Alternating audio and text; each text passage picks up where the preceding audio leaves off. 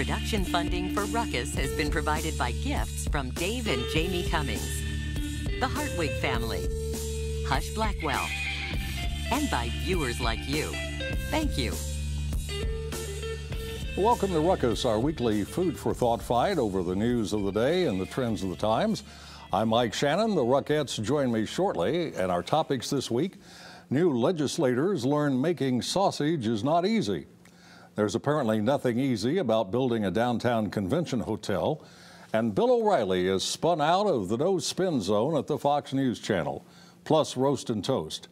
But we start with our Newsmaker segment and welcome back Mindy Corporon, whose father and son, along with Terry Lamanno, were killed in a senseless shooting 3 Aprils ago at the Jewish Community Center. The shooter was an anti-Semite. The 3 victims were Christian. Since then, Mindy and Terry's husband, Jim, have formed 7 Days Make a Ripple, Change the World, described as a challenge for young and old to embrace diversity across race, religion, and culture. Mindy, good to see you again. Thanks very much for joining us. Thank you, Mike. Thanks for having me. How long did it take you folks to come up with this title, 7 Days Make a Ripple, Change the World? Did it come to you instantly, or did you have a lot of meetings? How did it come about? Actually, we had about 2 meetings in the summer of 2014, and then, like any business person I think should, we took it to professionals, and we hired a marketing company to help us. We told the marketing company our story, and we gave them some suggestions, and one of our suggestions was that we wanted to enact 7 days of kindness. Our family members were murdered on Palm Sunday, and the 3 of us, our families are Christian, the 3 of them are Christian, and Easter was the next Sunday. There are a lot of different things that have to do with 7 days. God made the world in 7 days, etc. So we took our story to a marketing company called Whiskey Design, and they came back with 7 Days Make a Ripple, Change the World. A ripple is relatively small.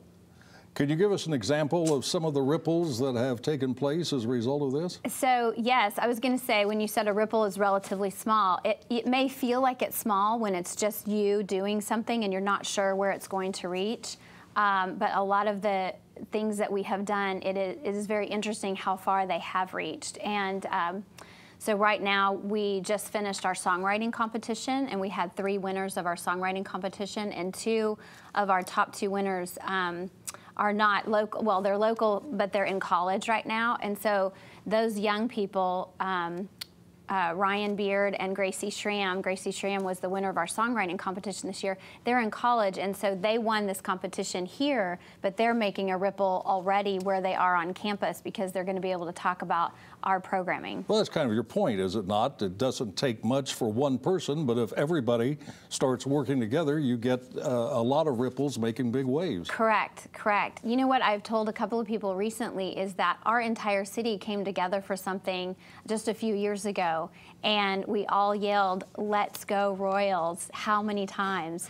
And we probably felt like we were part of the reason, and I think we were, that we helped them achieve that World Series. But we all came together. There were no barriers. Everyone wore Royal that week. It didn't matter your faith or your culture or your color.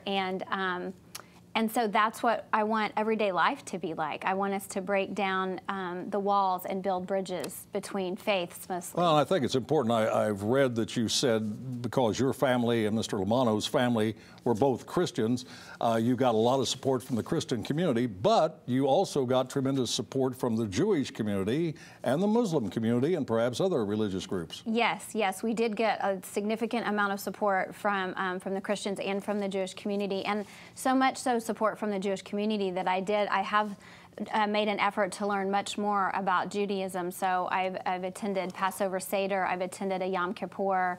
I understand more about their holidays and their traditions, and I try to understand more. I want to understand more. And then I've also been pushed into, I was pushed into Islam when the murder happened at the Somali mosque, and the young boy, Adam is his American name, and he was murdered, run over by a car in front of the mosque, and I was asked to speak at the vigil.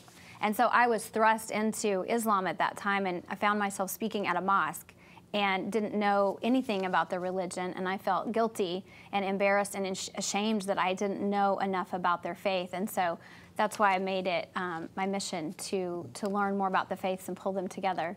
We're down to about 30 seconds. We're talking on Thursday evening. Will you tell folks what else is available in the remaining days of the events?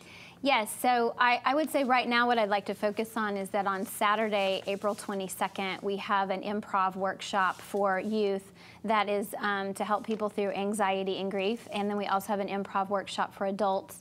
But people can still register for our walk. I would love to see a really large community show up at Union Station on April 24th. 5:30 p.m. Just go on our website and register, or show up and show up for the walk. And the website is? www.give7days.org. All right. Mindy, thank you very much. Great to see you again. Thank you, Mike. That is Mindy Corcoran of 7 Days, Make a Ripple, Change the World. Now let's meet the panel and start a ruckus.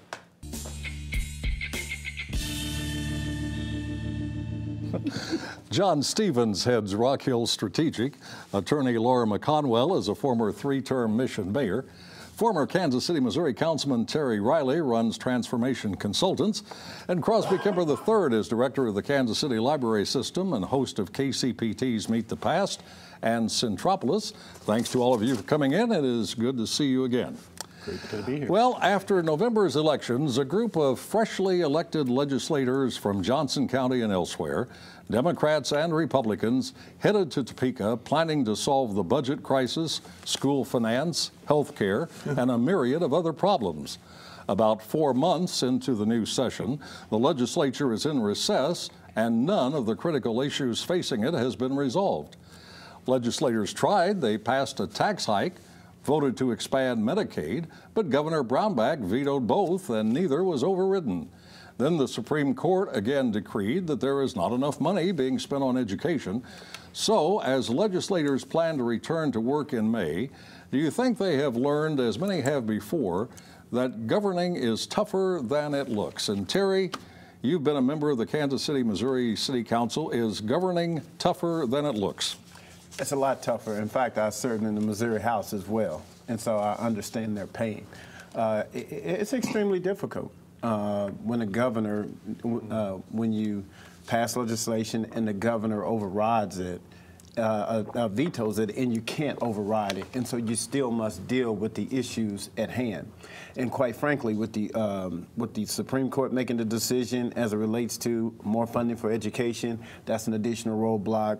Medicaid expansion could actually grow the economy in Kansas. And the third piece, the taxes there. I mean, you must put a tax in place to generate some revenue, or you will continue to take money away from those that need it the most.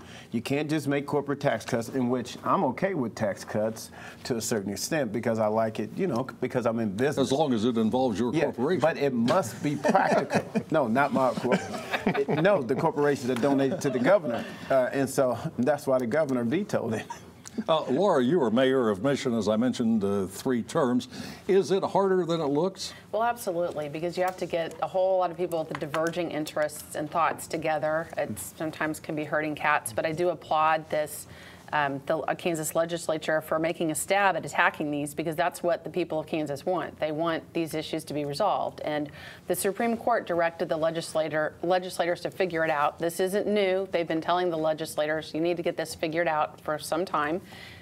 When they took away the old funding formula and went to the block strategy, they said, okay, we're going to have something in 2 years. So this should not be a surprise to anybody that's there.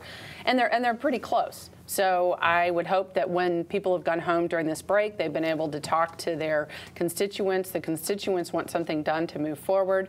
And if the governor is not going to work with them particularly, then they're going to have to find a couple more votes to override. Crosby, you looked a bit troubled when Terry said Medicaid expansion would help the economy in Kansas. Do you have some doubts about that? What is happening in Kansas is going to happen nationally and happen everywhere else. The growth in health care spending, the growth in Medicaid and Medicare will sometime between 2040 and 2050 break the bank in the United States as a whole. The state of Kansas, state of Missouri, we were spending 3, 4, 5% 40 years ago on health care. Today, it's 23, 24, 25% of the budget, and it's growing every year. Federal mandates are endless. The federal funding for Medicaid runs out in 2019, 2020. They'd have to renew it, and we'll see what happens with that. So I don't think I think it's creating a huge underlying problem. And so, as Donald Trump said, who knew health care could be so hard? John, you knew it could be hard, didn't you? I knew it could be hard. You're not an elected official. I don't know if you ever have been, but you deal with elected officials a lot. Yes. Do you think they go into the job thinking it's a lot simpler than it turns out to be? Probably. I think some. I think that many that ran in November, they ran on a platform of Governor Brownback has kicked, and the legislature has kicked this can down the road too long. It's time to make structural formative fixes. And I think they felt like they came in on a mandate and would be able to do that. They've come closer than they have during Brownback's term.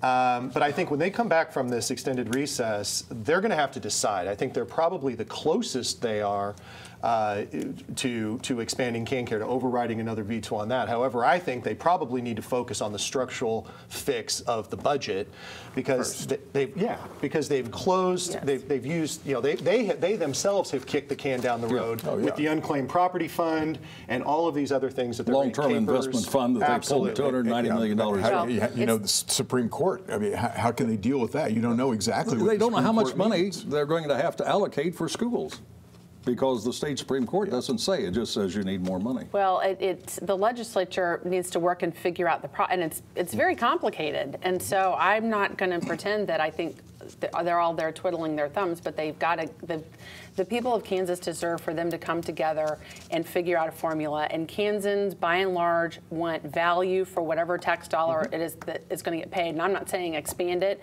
I'm saying we need to figure out how to get the value. You need to listen to the different stakeholders and come up with something that's going to work. Did being in office convince you never to run again? You know, I would only run in something I think I could make a difference. I'm not interested in running just to run. Terry, how about you? It's convinced me not to run again.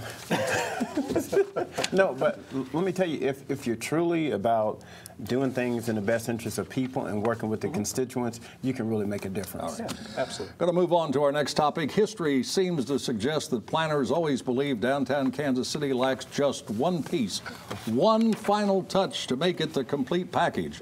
At one time, it was a convention center, then an entertainment district, then streetcars, and now it's a convention hotel.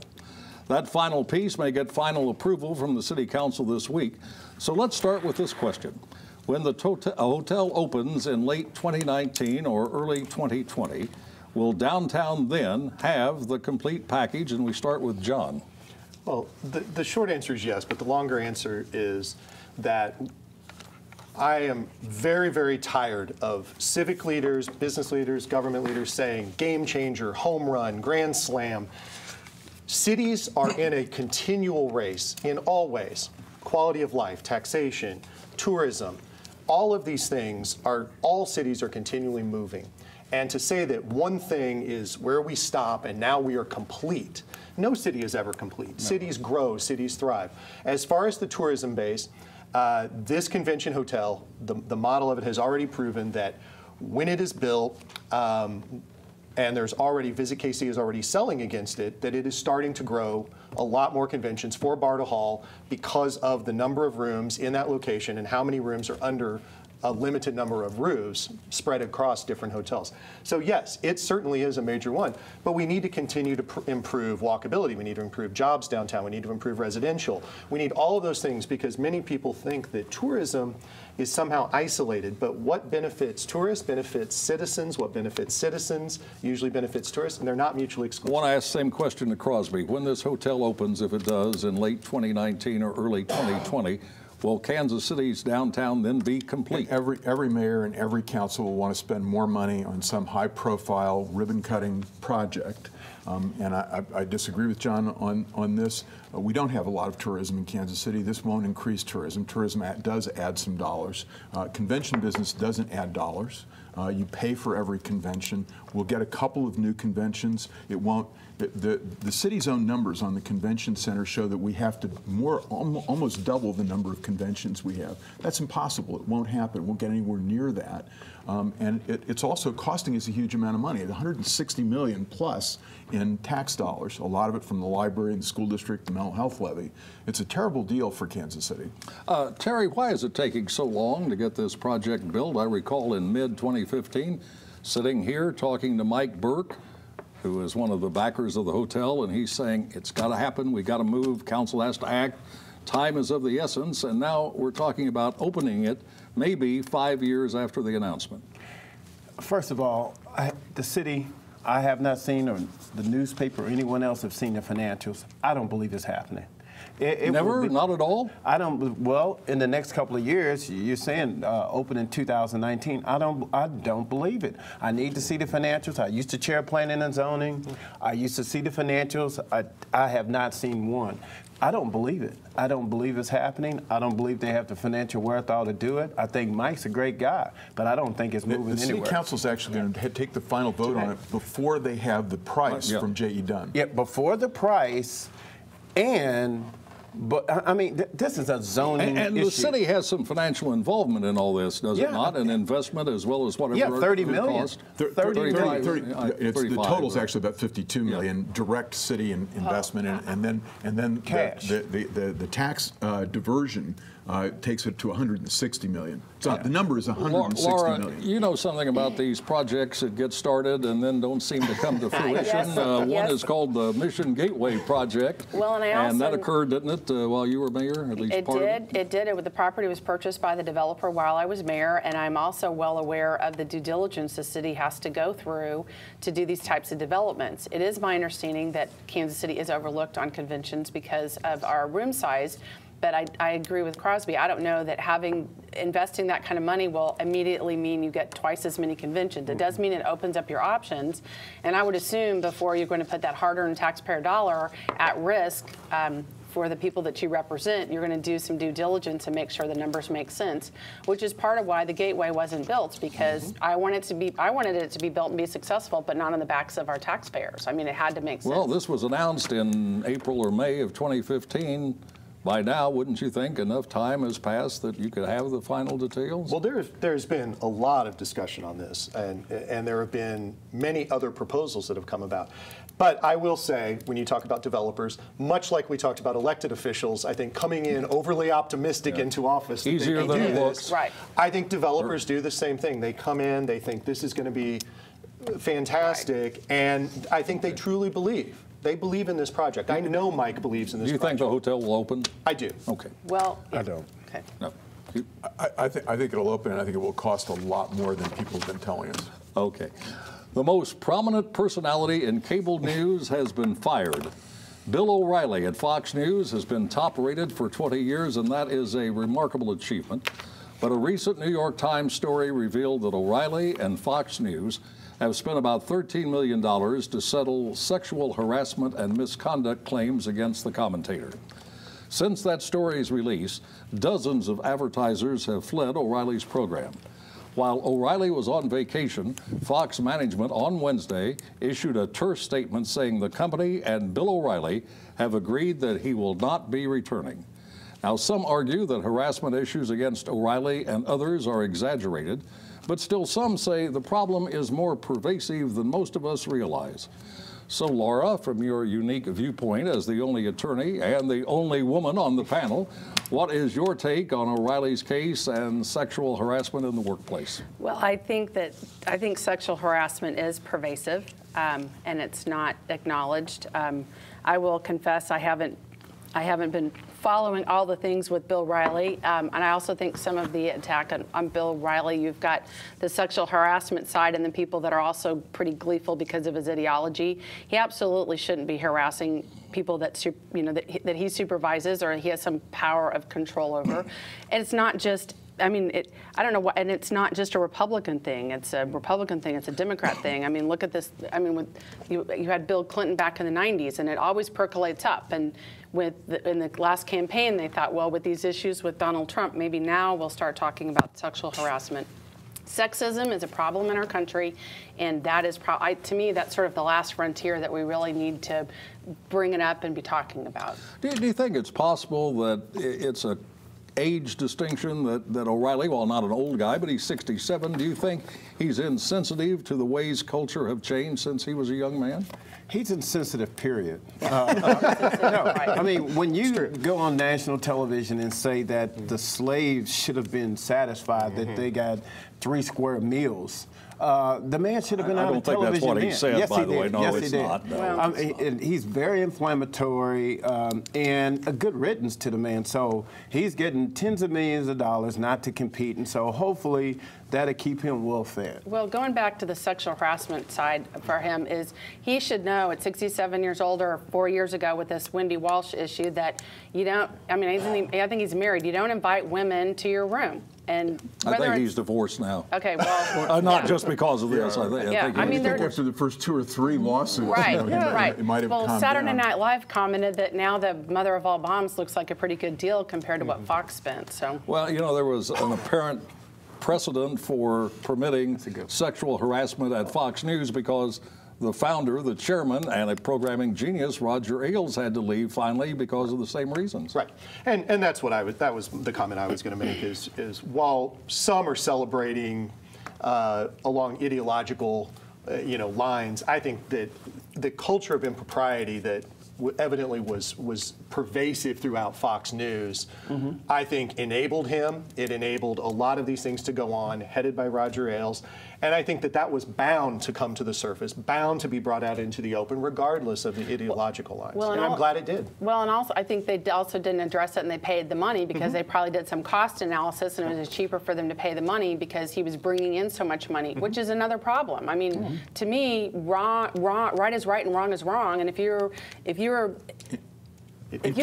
can't we all agree that Mike Shannon has created a safe space here on Ruckus? Thank you. And that the microaggressions that we get from some of our friends. Let me just say this.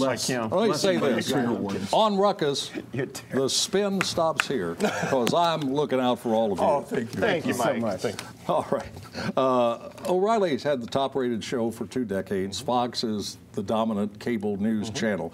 Is this going to hurt Fox? Is it going to allow CNN or MSNBC to dominate? I think they've got an audience, and they need to keep the audience. I think they'll find a way to do it.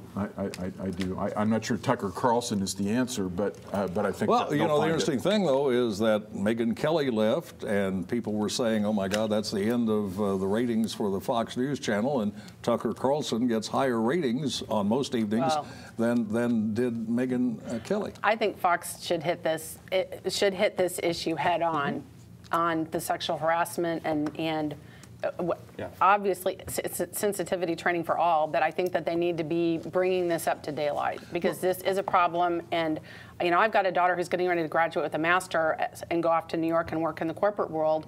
I don't want some old lech coming after her telling her she can only get a promotion if she comes to his room. A couple of quick legal questions. Aren't these kind of disputes often he said, she said? Oh yeah. And the settlement out of court does not impute guilt. It doesn't mean that he did it or not. And she said, and she said, and she said. But this time he was recorded. No, I'm just saying there's some. One of the times. Right. One of the times he was recorded. That's all correct. right, we got to go. It is time to head to the soapbox for Roast and Toast, where the Ruckettes have 30 seconds each to offer a pat on the back or a kick in the pants to people and events in the news. We begin with Crosby.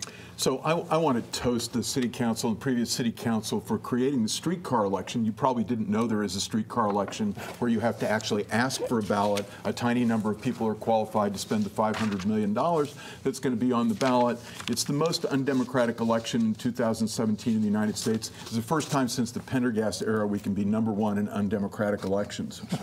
All right, John. My toast is non-tongue-in-cheek, and it's to the dozens of neighborhood organizations in Kansas City, the civic organizations, including Bike Walk KC, KC Pet Project, who hosted hundreds of listening sessions to the citizens. And I think There was the affirmative on the GEO bonds, which I think was positive for the city for the future. However, more importantly, it led to a much more engaged electorate, many more people coming out for an April election than has been in the past. And so a toast to the neighborhood organizations for getting engaged in the process. Mr. Riley.